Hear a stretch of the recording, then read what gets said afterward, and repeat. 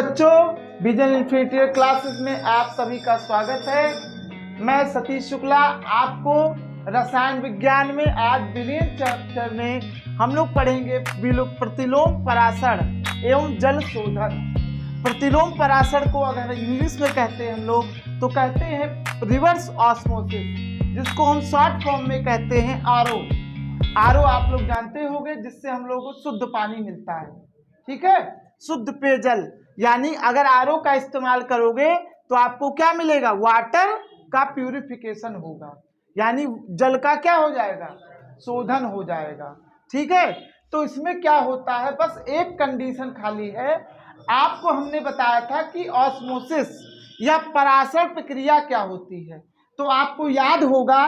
तो परासर प्रक्रिया के लिए हमने एक चीज बताया था, ऐसे बना करके हमने बताया था।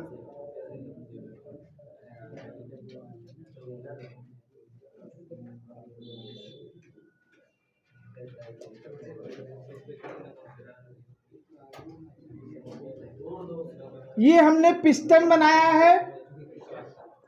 पिस्टन क्या काम करता है? दाब का काम करता है। ठीक है, इधर हमने लिखा है शुद्ध विलायक। शुद्ध विलायक, शुद्ध विलायक मतलब क्या होता है? शुद्ध जल। यहां क्या लिख देते हैं? शुद्ध जल, शुद्ध जल।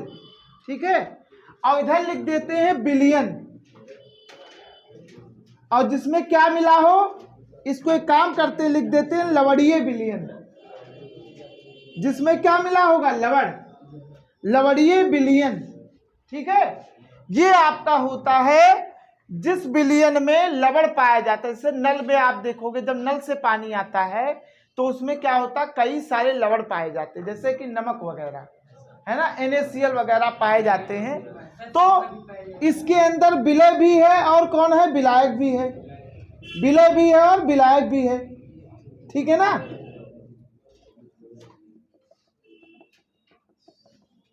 यहां विलय भी मिला है और विलायक भी है।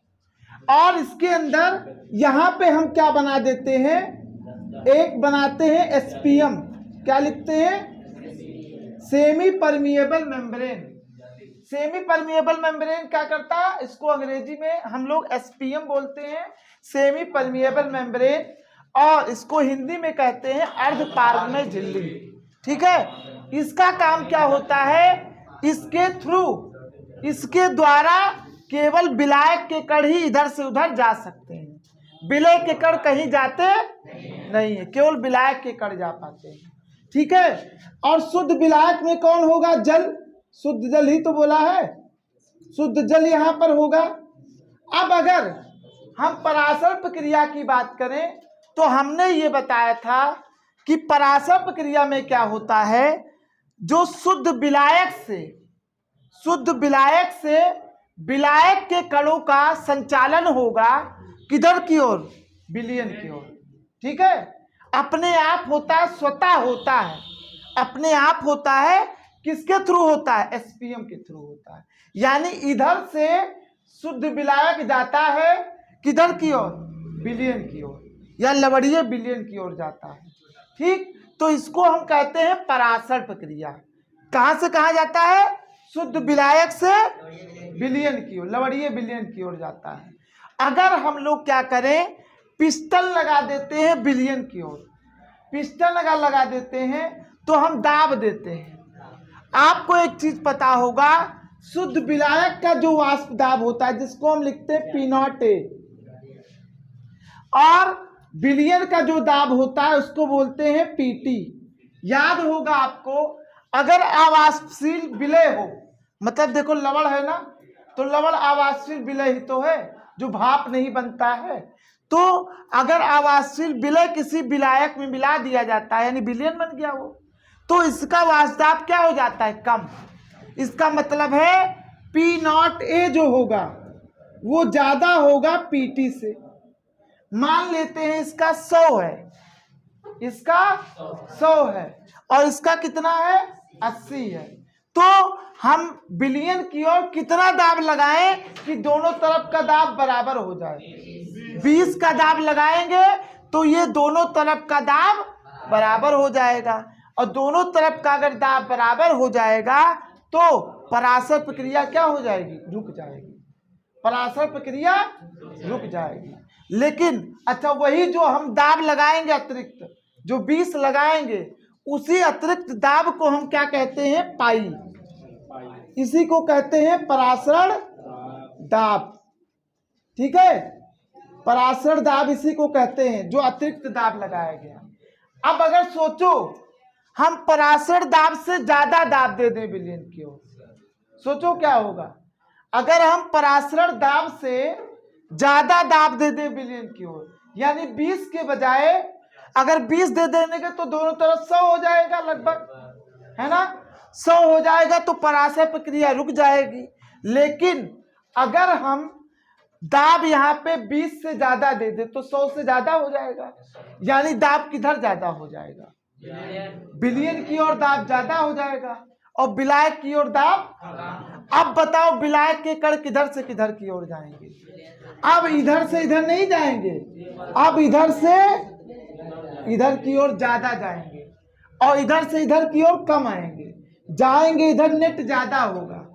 तो अब देखो पराशरण का उल्टा ही तो हो गया, यानी पराशरण में क्या होता था, शुद्ध विलायक से विलयन की ओर, और प्रति पराशरण में क्या हो जाएगा, विलयन से शुद्ध विलायक की ओर। अच्छा, विलयन में विलायक भी है और विलय भी है। अच्छा, विलायक कौन होता है, लवणीय विलयन में या लवणीय जलीय विलयन में, जल ही तो होगा, होगा नहीं होगा, तो लवण तो जा नहीं पाएगा, केवल कौन जाएगा, जल, जल ही जा पाएगा। और जब जल केवल जा पाएगा तो यहाँ हमें क्या प्राप्त हो जाएगा, शुद्ध जल प्राप्त हो जाएगा, नहीं हो जाएगा।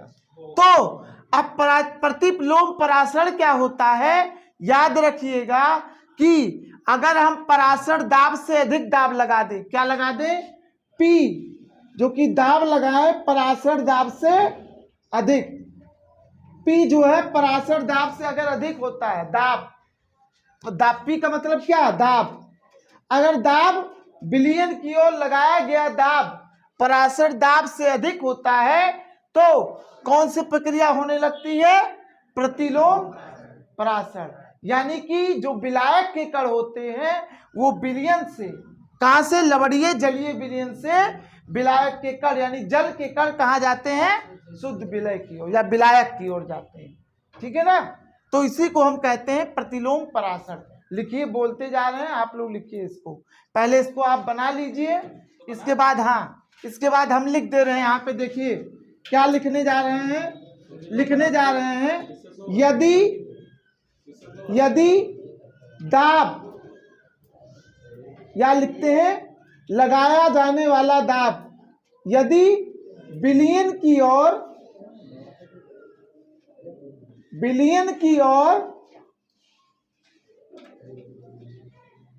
लगाया गया दाब या लगाया जाने वाला दाब, लगाया जाने वाला दाब यानी पी पराशरण दाब से अधिक हो, पराशरण दाब से अधिक हो, अधिक हो, तो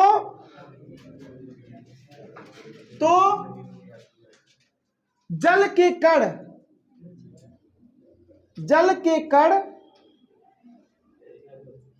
लवणीय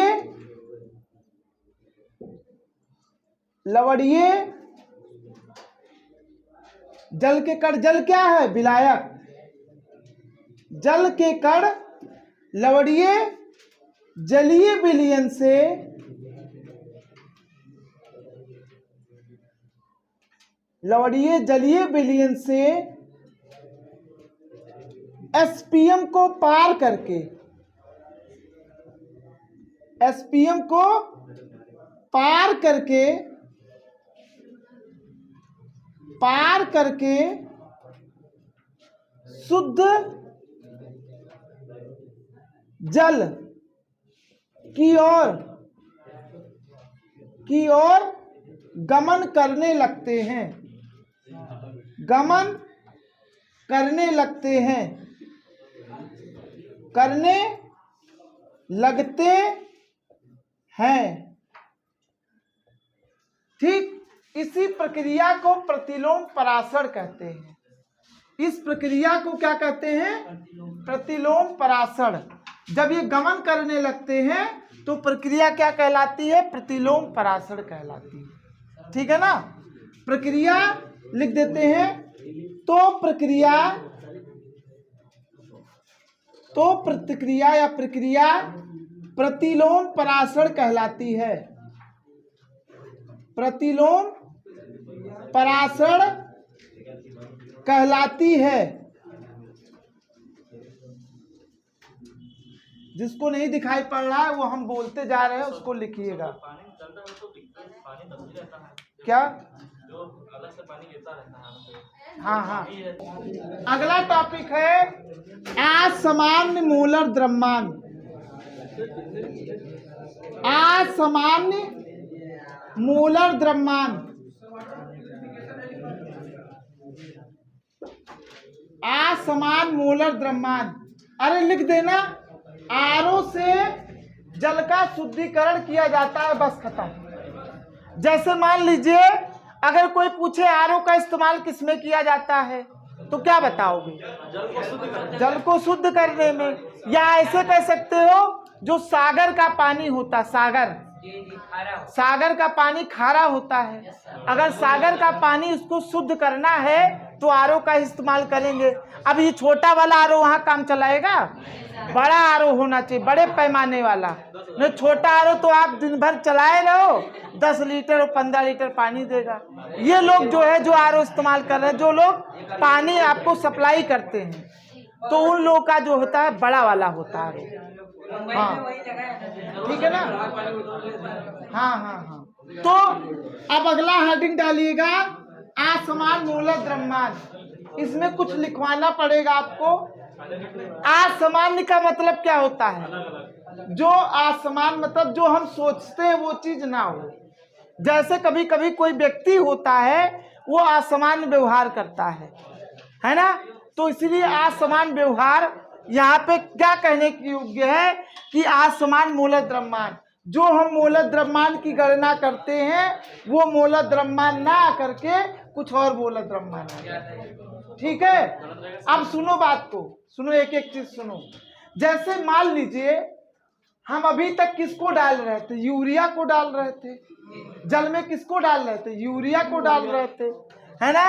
अभी तक हम लोग जल में किस किस को मिला रहे थे? एक चीज सुनो, जल में हम किसको मिला रहे थे? यूरिया। और किसको मिला रहे थे? ग्लूकोज हो सकता है, ग्लूकोज हो सकता है, सा लिख देते हैं ग्लूकोज। या हम मिला रहे थे अभी तक, क्या कह रहे हैं? नहीं, ये समझ में आता है। यूरिया, ग्लूकोज या चीनी,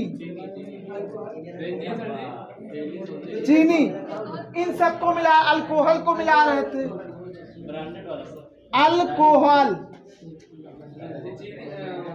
वैसे अल्कोहल को कब मिलाया गया? बेंजीन नहीं मिलाया जाता जी जल्दी। चलो बेंजीन भी लिख देते हैं, चलो ठीक। तो अब देखो, जल के अंदर प्राप्त कर सकते हैं। जल के अंदर जब आएगा टॉपिक तो बताएं दोस्तों। जल के अंदर हम लोग इतने सारे विलय, ये जो विलय हैं आपके अल्कोहल को छोड़ करके, है ना? ये कभी कभी विलय भी बन जाता है, जान लो, वैसे विलायक होता है ये, कभी कभी विलय भी बना दिया जाता है। जितने भी ठोस पदार्थ है ये तीनों खासकर, ये सब होते हैं आवासशील विलय, जो कि ये आवाष्पशील जी, वाष्पशील नहीं, आवासशील ठोस कहो या इन्हीं को हम कहते हैं विलय। अभी तक जब इनको मिलाया जा रहा था तो ये जितने भी हैं ये तीनों, खासकर ये तीनों जो होते हैं ना तो जाने पे वियोजित होते हैं और ना तो संयोजित होते हैं।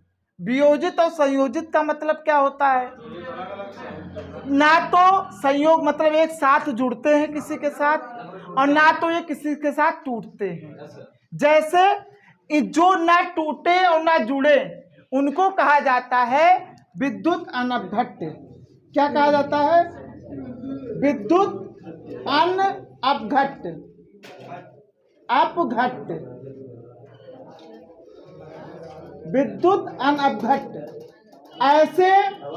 ऐसे पदार्थ जो जल में जाने पर या जलीय विलयन में ना तो संयोजित हो और ना ही वियोजित हो, मतलब ना इनका संयुग्मन होता है, या संयोजित लिख देते हैं, संयोजित होता है और ना ही वियोजित। ठीक है, ना संयोजित होता है और ना ही, तो इसको हम कहते हैं विद्युत अनपघट्य। जितना मोल मिलाते हैं उतने ही मोल प्राप्त होते हैं। ठीक है ना? जितने मोल मिलाते हैं जल में उतने ही मोल इसके अंदर दिखाई पड़ते हैं। ठीक, लेकिन अगर हम लोग किसी विद्युत अपघट्य को इसके अंदर मिलाएं, इसके लिए समझो एक होता है वांट ऑफ गुणक, वांट हाफ, वांट हाफ, गुणांक लिख दो चाहे गुणक लिख दो, गुणांक, वांट हाफ गुणांक नाम है इसका। वांट हाफ गुणांक को हम कहते हैं, गुणांक को कहते हैं, आई से इसको इंडिकेट किया जाता है। अगर विद्युत अनपघट्य मिलाए हो, ना तो ये संयोजित हो रहा है और ना ही, तो आई का जो मान होगा वो कितना आएगा? 1 आएगा। आई का मान कितना आएगा? 1 आएगा। लेकिन अगर हम किसी विद्युत अपघट्य को मिलाते हैं, विद्युत अपघट्य को मिलाते हैं, विद्युत अपघट्य का मतलब होता है आयनिक पदार्थ। आयनिक पदार्थ में से किसी एक का उदाहरण दो। NaCl सबसे टॉप का उदाहरण होता है NaCl। NaCl आप जानते हो ना, नमक होता है। अगर NaCl को जल में मिलाया जाए तो क्या लिख दिया जाता है? NaCl aqueous. एक्वस मतलब जलीय। ठीक है, जब मिला दिया जाता है तो ये टूटते हैं। NaCl जल में मिलाने के बाद ये टूट जाते हैं, और किसमें टूट जाता है? Na प्लस और Cl माइनस। ठीक है ना?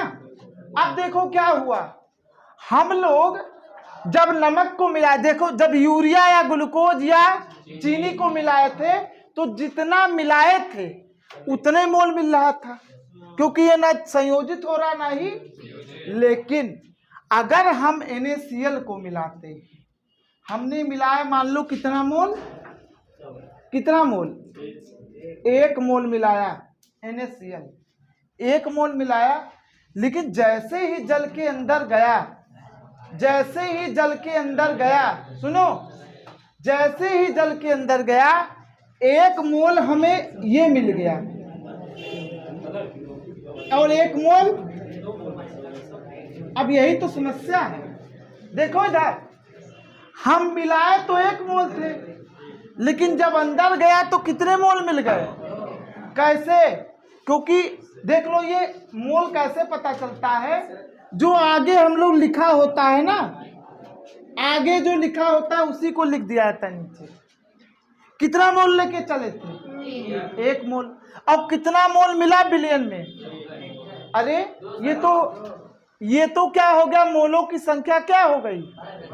मोलों की विलय के मोलों की संख्या बढ़ गई।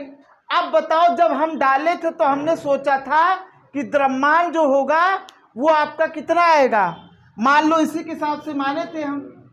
अब क्या हो जाएगा, उसके उलट आएगा, नहीं आएगा, क्योंकि हम विलय के मोल क्या हो गए? ज्यादा। अब विलय के मोल ज्यादा हो जाएंगे तो इसका मान क्या हो जाएगा? ज्यादा हो जाएगा। तो समझो बात को, आई का मान क्या होगा? आई का मान होता है वियोजित या संयोजित होने से पहले मोलों की संख्या। लिख दें, संयोजित या वियोजित होने के पूर्व, होने से पहले विलय के मोलों की संख्या, विलय के मोलों की संख्या। ठीक। अच्छा, पहले मोल कितने थे बताओ जल्दी? 1। और यहां पे लिख रहे हैं संयोजित या वियोजित होने के पश्चात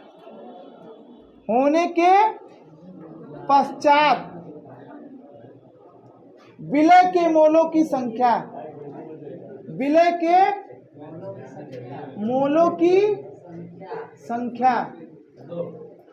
यहाँ कितना हो जाएगा? तो आई का मान कितना आएगा? 2 आएगा।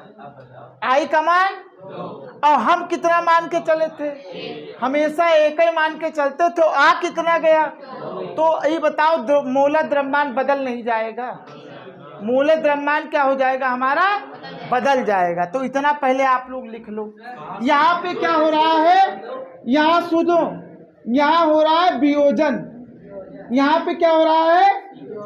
आई का मान जो आता है वो 1 से ज्यादा आता है। वियोजन में आई का मान 1 से ज्यादा आता है। और जब वियोजन ना होगा ना संयोजन होगा तो आई का मान कितना आएगा? 1 आएगा। और जब वियोजन होगा तो 1 से ज्यादा आएगा और संयोजन होगा तो 1 से कम आएगा। ये चीनी जो मिलाओगे या ग्लूकोज मिलाओगे या यूरिया मिलाओगे तो इसके लिए आई का मान कितना होगा? 1 होगा। और अगर नमक मिलाए या कोई आयनिक पदार्थ मिलाए, मतलब H2SO4 मिलाए, कोई भी आयनिक पदार्थ मिलाते हो तो उसके लिए आई का मान जो होता है वो 1 से ज्यादा आता है। हाँ, ये भी लिखना पड़ेगा। नहीं, लिख लो उसको को। हाँ, तो देखो संयोजन में क्या होता है, अगर हम एसिटिक अम्ल को बेंजीन में डालते हैं तो क्या हो जाता है? ये संयुग्मन हो जाता है, यहाँ संयोजन हो जाता है। कैसे?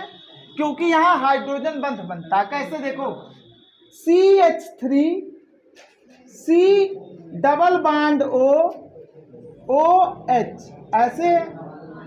ऐसे इसका उल्टा बनाएंगे तो यहाँ लिखेंगे CH3 C double bond OH। यहाँ O और इसके बीच में हाइड्रोजन बंध बन जाएगा। ठीक। और यहाँ इसके हाइड्रोजन बंध बन जाएगा। इसको हम कहते हैं हाइड्रोजन बंध। अब जब हाइड्रोजन बंध बनता है ना तो इसके कारण 2 जो मोल होते हैं वो मिल करके कितने मोल बन जाते हैं? 1 मोल। ठीक है ना? तो इसमें हम अगर आई का मान निकालने की कोशिश करें तो बताओ, वियोजन या संयोजन होने से पहले कितने मोल थे? 2। और वियोजन या संयोजन होने के पश्चात कितने मोल हो गए? 1 मोल। यानी आई का मान कितना आया? आधा आया कि नहीं आया? तो जब संयोजन होगा तो आई का मान जो आएगा वो 1 से हमेशा कितना आएगा? कम आएगा। ठीक है, इसको लिख लीजिए आप लोग।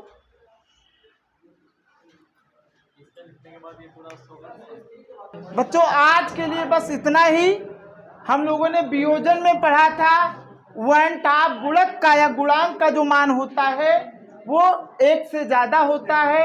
अगर विद्युत अनघट्य हो तो 1 के बराबर होता है, और अगर संयोजन हो जाता है तो 1 से कम हो जाता है। ठीक है, अब इसके आगे हम लोग कल पढ़ेंगे असमान मूलत द्रव्यमान। हम लोग कल सीखेंगे कि किस तरह से हम लोग असमान मूलत द्रव्यमान आ जाता है। ठीक है, धन्यवाद।